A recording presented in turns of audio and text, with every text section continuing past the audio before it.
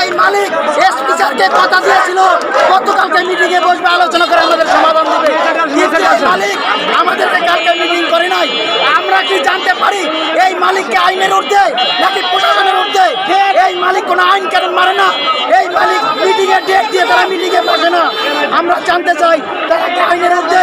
এই বাংলাদেশে ব্যবসা করতে হলে আইন মেনে ব্যবসা করতে হবে।